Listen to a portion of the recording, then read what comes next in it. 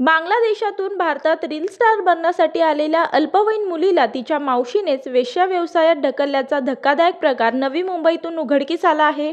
या प्रकरणी पोलिसांनी 2 महिलांना अटक केली असून सर्वजण गोवा परिसरात राहणारे आहेत। ऑनलाईन ग्राहक मिळवून ते सीबीडीला आले असता अनैतिक मानवी वाहतूक प्रतिबंधक कक्षाने त्यांच्यावर कारवाई केली। एक महिला अल्पवयीन मुलीसोबत शरीर संबंधासाठी ऑनलाईन ग्राहक शोधत असल्याची माहिती नवी मुंबई पोलिसांना मिळाली होती। यावरून अनैतिक मानवी वाहतूक प्रतिबंधक कक्षाचे वरिष्ठ निरीक्षक पृथ्वीराज घोरपडे यांनी उपनिरीक्षक स्नेहल आढे यांचे पथक तयार केले होते। या पथकाने बनावट ग्राहक तयार करून महिलेला संपर्क साधला होता। त्यामध्ये शनिवारी दुपारी बेलापूर येथे भेटीचे ठिकाण ठरले।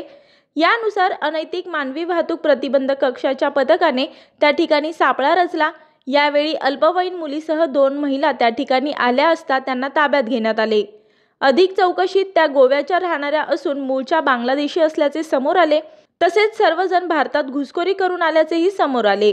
तर अल्पवयीन मुलीकडे अधिक चौकशी केली असता ती रील स्टार बनण्यासाठी भारतात आली होती असे तिने सांगितले। भारतात मोठ्या प्रमाणात रील पाहिले आणि पसंत केला जात असल्याने ती मावशीसोबत आली होती।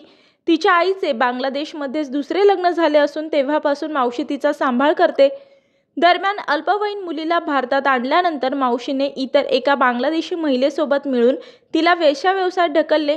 त्यासाठी त्या ऑनलाईन ग्राहक शोधायच्या, तर तिला घेऊन त्या इतर राज्यातही ग्राहकांच्या शोधात गेल्याचे समोर आले आहे।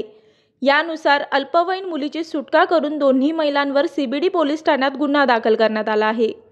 मी वर्षा काटेकर, योद्धा न्यूज, नवी मुंबई।